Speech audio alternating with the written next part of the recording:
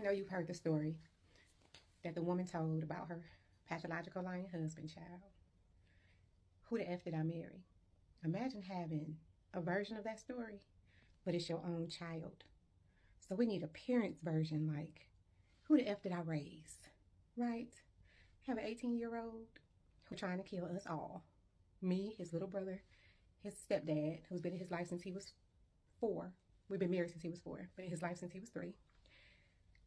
And all of these things that this man did, I'm telling you, these kids come from somewhere. And I'm going to tell you, the families are not always to blame. Sometimes you procreate with people and nurture does not take over nature. DNA is a hell of a thing, right? I married his dad. His dad was that psychopath, that pathological liar that she talked about. So I'm so glad she never had a child with that man, because she could have possibly reproduced him all over again. I did.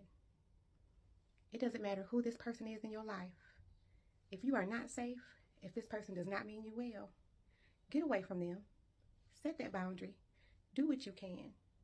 He was 14 the last time he had an opportunity to poison us, set the house on fire, and jump out the second-story window on Christmas Eve. Right? He was 14. The police knew he had been poisoning us because he had told them on multiple occasions. Didn't know how he was doing it, where he was getting the stuff from.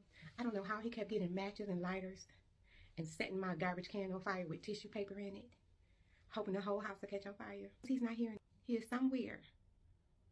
Well, he can get out if he wants to. They did just release him because he turned 18. But he's in a facility where he's going to school, and he's not locked up because everything he did was before he became an adult. It's in a sealed juvenile record. So be careful who you choose.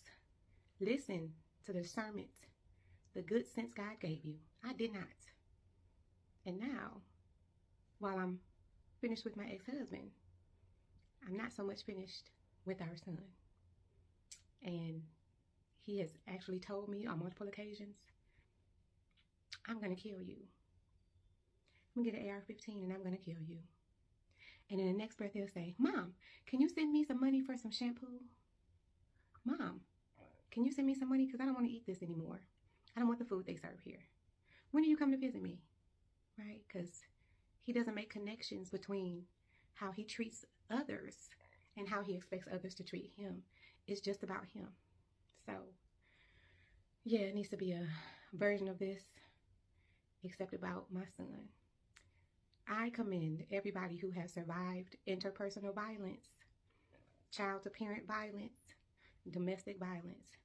It's all valid. In this case, all lives do matter. Because I'm going to tell you, honey, there's no support for a parent who has a child that's neurodivergent, that's violent, and that's a minor. There's no support for us. So I'm here letting you know you're not alone. You're not alone. Get help. Document everything.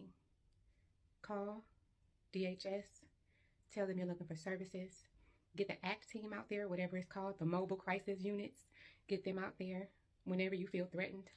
You may not want to call the police. Call 988 or 818, whatever the number is in your city, and get the help that you need so that you can remain safe, especially if it's you and other children, because I walked in on him choking my son when he was little, and this is when I had him behind my baby behind a locked door, but he knew how to get into places. I went to the bathroom for 3 minutes. He would put pillows over his face. It was a nightmare. It was a nightmare. So I'm glad this woman was able to get out of her situation, because parents who have children like this, you can't get out of it unless they admit to the police that they're going to kill you. They have a long history, a track record of being in therapy. You need some kind of paper trail.